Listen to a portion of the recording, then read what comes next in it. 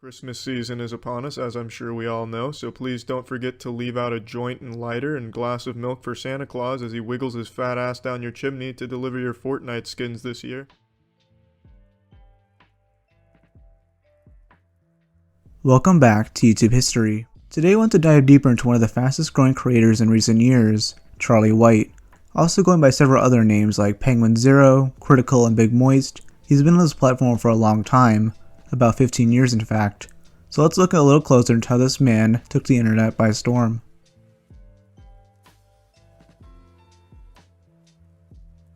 We begin in 2006 where a 12-year-old boy named Charlie White hears about a small website called YouTube.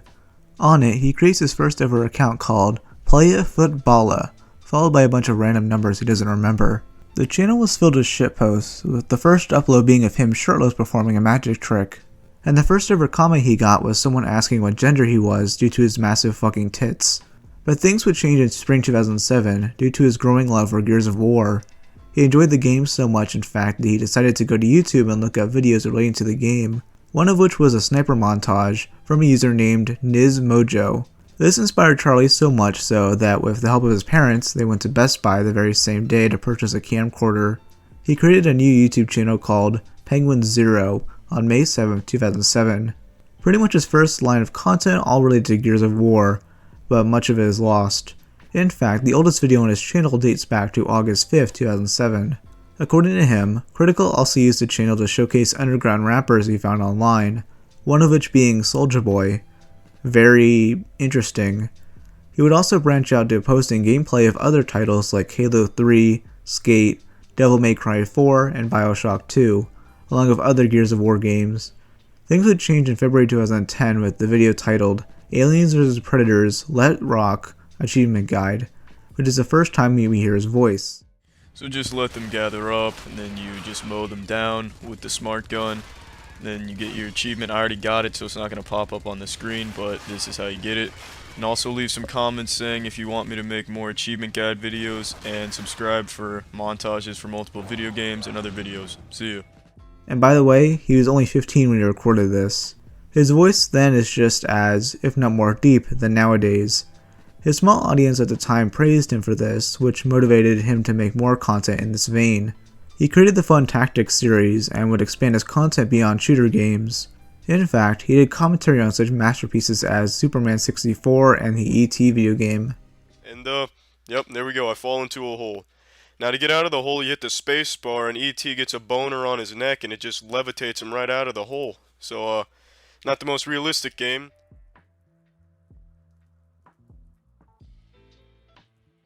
Remember Ray William Johnson?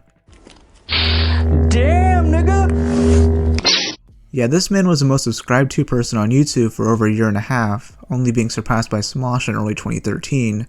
Now I mentioned him because he's pretty important to Charlie's history on YouTube. Ray posted an episode of Equals 3 called Goofy Run, uploaded on December 6, 2010. One of the clips he talks about was Critical's most recent video called The Most Difficult Game Ever Created Gameplay and Commentary. Ray praised his humor and made many aware about his channel. As a wise man once said, the journey of 1,000 miles starts with a single step. Well, I have yet to take the first step, but I sure as fuck am making some progress by this, stance. This would grow it quite a bit, allowing him to reach 100,000 subscribers in only a month. This video still remains as one of his most viewed, sitting at 10 million. His content afterwards was still focused on gameplay and commentary, with him branching out by playing Minecraft, the Oregon Trail, Pepsi Man, and some Dora the Explorer game. In 2012, he announced his plans to donate his YouTube revenue to charity. Critical was living with his parents at the time and didn't need the money for himself. 3 months later, he made an update announcing he was signed with Maker Studios and made a Twitter account to disclose his charity donations. Over the next 2 years, he would give out over $50,000. Also in 2012, he would begin another notable series called The Real Series, where he would dub over infomercials of his own style. Do they hold up? Hell yeah. This bitch is made out of adamantium, but what does Yogi Bear think? Now ladies and gentlemen, this is an 800-pound grizzly bear attempting to slide its wiener into the fridge locker. There's no smoke and mirrors, no sleight of hand, this is authentic fucking shit. Now, my personal favorite video from this era was his gameplay of the Zoo Tycoon 2 demo, where he fucks around and plunges the land into chaos. You brought this on yourself, Hanny. You should have just been enjoying the fine establishment you decided to pay to enter. No. But you fucking fuck that you happen to be fucking, turns out is just a bunch of tigers. I hope you've had time to really contemplate what you've done, Hanny. But around this time, he almost completely lost the drive to make content. It felt like a chore to him, and the only reason he continued posting was to not disappoint his subscribers. According to him, this was the darkest time in his life. College began, and his OCD was the worst it had ever been. Cr1tikal felt miserable and put no effort into what he made, but many enjoyed these videos nonetheless.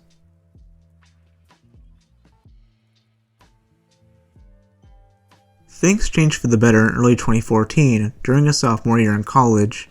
Cr1tikal found a new group of friends that really enlightened him, so much so they enjoyed making content again. Around this time, he reached 1 million subscribers and shifted some things up. He focused more on the commentary aspect of his channel, watching really shitty stuff and giving his reactions. Notably was Food Fight, which he didn't even finish. Also, he began to give more information about himself, even telling stories from his life. They usually lean towards being humorous stories, like the cringeworthy sex story he described in his Five Nights at Freddy's video. I wanted to really, be a big man, a big strong man, and, get a blowjob while having to take a piss, and, I thought everything would be fine. So she starts going to town, and I piss all over her. Right in her mouth, in her face. There was no mistaking, it was piss. You can put lipstick on a pig, it's still a pig. This didn't even try to disguise its true identity. It was yellow. Plus, he introduced me to such classics as The Boys of Valor, Joshua and the Promised Land, Legend of the Titanic, and Rhapsody Street Kids. A very important one people overlook is the video About Me, posted in September 2015. While playing some footage of the Valor Boys, he discusses his depressing breakup with his girlfriend, and gives some hopeful thoughts for his future, which he hopes will be better. When he reveals that Charlie is in fact his name.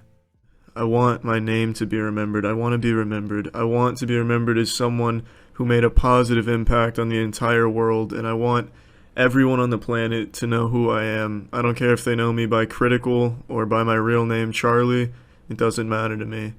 I just really want to be a part of something big that helps the world, that fixes it, to just make it better. Now, as stated in the previous episode in the series, my first exposure to him was in December 2015, when he guest starred in a Super Planet Dolan video. It's honestly weird to think that I've been watching him for over 6 years now. In 2016, he shifted his content a bit once again, also focusing on commentary relating to recent events like YouTube drama. Many also began seeing what he looks like, due to him making his Snapchat username public.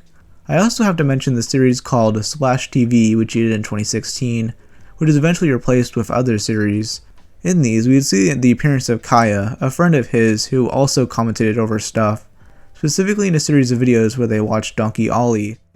Why is that donkey so high? Look at him back there. I don't know, why do they all walk like they've just gotten a proper fucking? Who looked at this and thought they looked cute? One of the final steps to ridding his OCD was changing his YouTube profile picture and channel art to his made-up characters Professor Sad and Beef Testosterone. On August 16, 2016, Cr1tikal tweeted that his account has been disabled due to 2 community guideline strikes, but they were both kinda dumb. One was on a video called How Bud Light is Made, which briefly featured animated cock and balls. It was removed, but he eventually re-uploaded it to Pornhub and linked it to another video called Second Life Video. That got taken down too, but his channel was fine after some crucial help from Ethan of H3 Productions. On December 13th, 2016, Cr1tikal would make history with one series.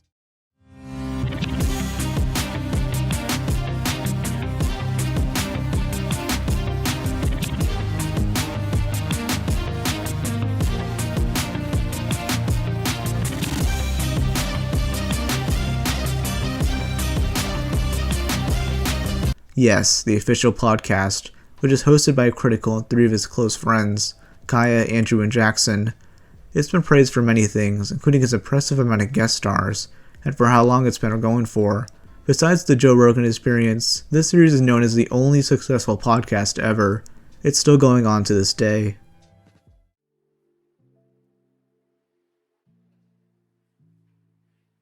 For over a decade, Cr1tikal had never shown his face on his YouTube channel, ever. Sure, some pictures are floating around due to Snapchat, but most had not seen those and mostly knew him for his voice. Yet this all changed with one video, which proved to be the biggest turning point for him. On March 5th, 2017, Charlie uploaded a video called 10 Years on YouTube. It shows him in front of the camera for the first time, being somewhat awkward yet charming. And I'm really uncomfortable if you can't tell, because I don't know what the fuck I'm doing with an in real life video.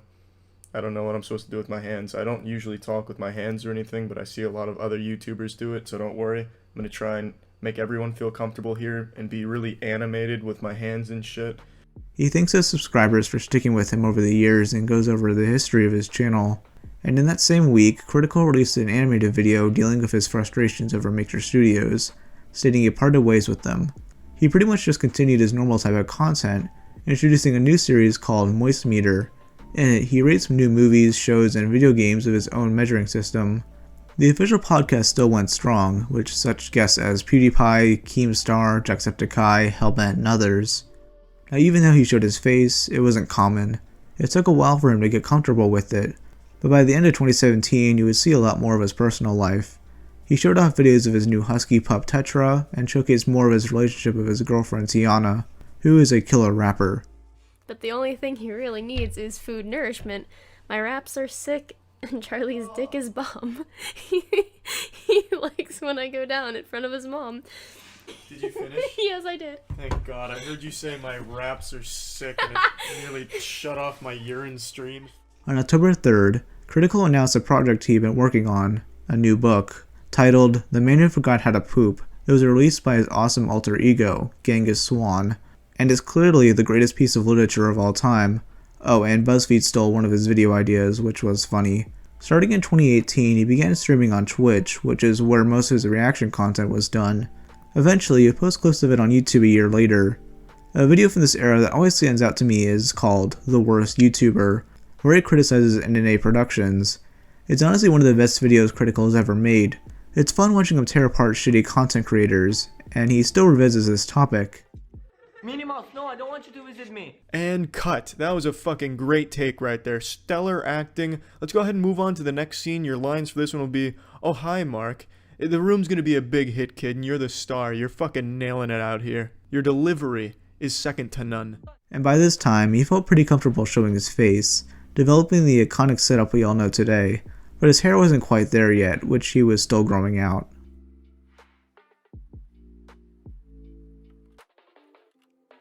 So as we discussed before, Critical began streaming more on Twitch and posted clips onto his YouTube channel.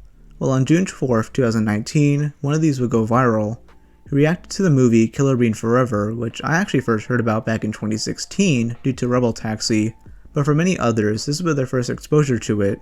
Oh, and if you didn't know, Killer Bean Forever is a 2009 film directed by Jeff Liu, who is known for working on the visual effects or other action flicks like The Matrix, X-Men, and Transformers: Revenge of the Fallen. Please tell me he was responsible for animating this shot. I am directly below the enemy scrotum. But yeah, this video made Killer Bean into a beloved phenomena, and boosted both it and himself into greater attention. By the end of the year, he actually reached 4 million subscribers, which is of course impressive. Now also around this time, you began seeing new types of videos by Charlie. You saw a bit of his dad too, where they would build really cool stuff like a Lightning McQueen car that could travel at the speed of light. He also did animation stuff, reactions to slapping tournaments and other random things, along with the Moist Meter and the official podcast. Speaking of which, he even got John McAfee into an episode, which is pretty unique. And even though COVID was about to hit America in early 2020, this didn't slow the man down. The pandemic led to the rise of Karens, which Critical satirized on, making a series of videos humorously analyzing their actions.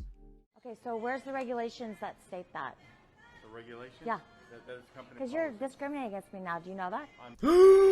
The bombshell. She said she's being discriminated against. Oh, well, now this company needs to close its doors or let her in and let her make her own rules.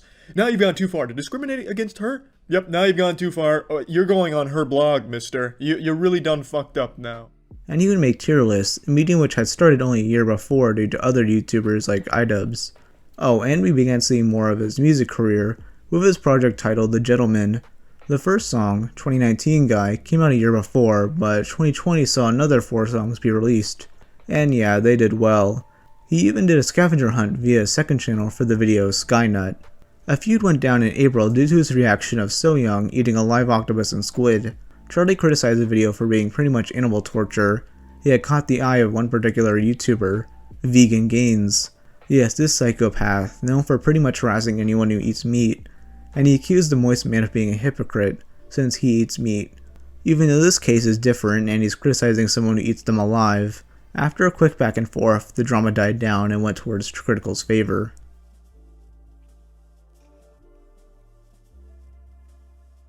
In September, a video he posted called Road Rager Learns a Hard Lesson got his channel community guideline strike, and what was funny about it was the reasoning. Due to it being graphic content, even though it was literally just a fake video of guys in mascot costumes fighting a guy. And what was funnier about the situation is when Critikal pointed out Markiplier made a reaction to the same clip, YouTube ended up doubling down and removed that as well, even though it had been up for years. These decisions received massive backlash, so YouTube put them back up. The company was once again under scrutiny, especially since at the same time they failed to remove certain animal abuse channels. Yet also in that same month, something special emerged from a seemingly normal video. September 21st, 2020, the worst toy ever made, a reaction to the awful Poopsie Slime Surprise Unicorns, to which this meme was born. Now we're ready to make unicorn slime. Woo! Yeah, baby! That's what I've been waiting for. That's what it's all about. Woo! We're making a unicorn take a shit. Woo! This is what fun is about, baby. It didn't take long for this clip to spread across the internet, quickly becoming one of the best memes of the year. And it's still used today, projecting the image of Critikal being a meme lord. Other clips are of course used of him, mainly out of context. What the fuck did you say, you goddamn slut? You prefer the powdered donuts to the holy chocolate donuts? I will stone cold stun your vagina ass right here in the pastry aisle. His dry and vulgar sense of humor are perfect for shitposting, and his image is becoming almost iconic across the entire platform. But let's quickly recap the type of content he's made over the past year.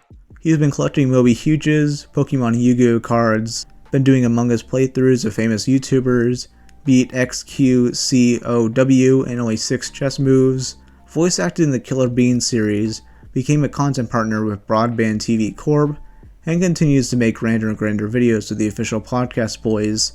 And as of writing this video, he has almost 10 million subscribers, which is crazy to think about because it means he's gained over 7 million in just 3 years.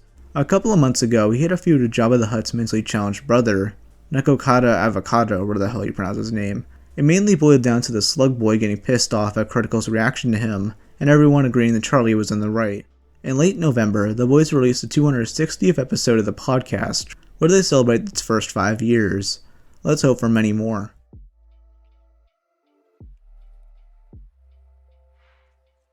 Smash that like button for crazy condom stunts, condom buying prank gone wild and sexual on mommy. I'm sure there's a lot that I missed between many of these events, but I didn't want to make this video too long. As someone who enjoys his content, this was fun to make. He's genuinely talented at what he does and enjoys every minute of it. He went from a small gaming channel to a well-off commentator to a full-time meme lord, influencing many others in the YouTube community. So much so that it's a fucking multiverse now. 彼の動画を見て英語を覚えました。 Woo! Yeah, baby! That's what I've been waiting for! That's what it's all about! The way he changes his content is amazing. He keeps everything fresh and retains a good amount of his old style for his older fans to stay around. Will he be reaching 100 million subscribers eventually? I hope so. But for now, we celebrate the Moist Hunger Games star. This is a story of the Legendary Cr1tikal.